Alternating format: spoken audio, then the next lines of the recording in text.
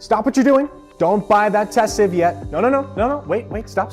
I'll explain everything. Just stick around and I'll tell you everything you need to know about brass and stainless steel test sieves and why one might be a little better than the other. Hi, my name's Andrew Kotlar, and I'm here to tell you the differences between brass sieves and stainless steel sieves. So W.S. Tyler has been a prominent manufacturer of particle size analysis equipment for over 150 years, and we strive to help customers know everything they need to know to make the best choices in their filtration endeavors. So to make that happen, we'll go over the brass alloys often used to make the test sieves, the stainless steel alloys often used to make test sieves, the pros and cons of using brass test sieves, the pros and cons of using stainless steel test sieves, and the cost of both brass and stainless steel test sieves. Brass refers to the range of copper-zinc alloys. The many combinations of copper and zinc give brass materials different mechanical and corrosion properties. So the test sieves in the marketplace have either an 80-20 alloy combination or phosphor bronze. Brass frames in the market can be either red, brass, or yellow.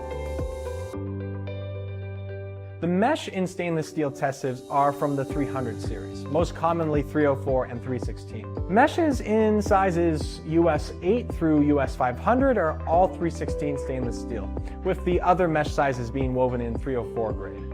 Stainless steel frames are also from the same 300 series, but the most common in the field are 304, 305, and 316 stainless steel. So the biggest pro of brass mesh is that it's anti-sparking. So obviously the most essential part of test sieves is the consistency of the mesh opening, right? Okay, so since brass material is softer, brass mesh will deteriorate more quickly than stainless steel. If you want consistent results, you're gonna have to replace them a little bit more often. Brass by nature is a softer alloy, which means it's prone to denting easily. And as the brass is exposed to humidity, the sieve will start to discolor. The discoloration doesn't really affect your results, but it doesn't look the best, you know? So the biggest cons of stainless steel are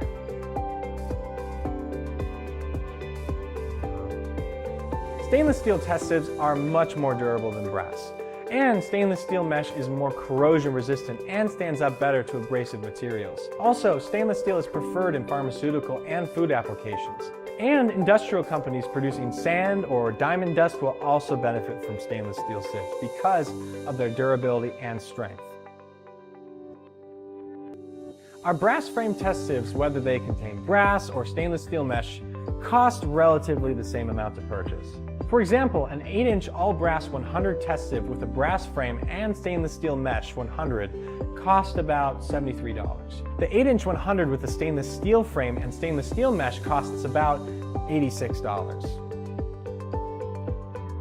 So, brass test sieves were the most widely available type in the beginning days of sieving, over 100 years ago. Many companies still order brass test sieves because they are just what they've always had in their labs. But with the expansion of availability of steel and the material becoming more affordable over the years, companies are finding it very beneficial to make the switch to the stainless steel varieties to gain the benefit of the longer lifespan. But if you need something that's spark resistant, brass is going to be what you have to go with.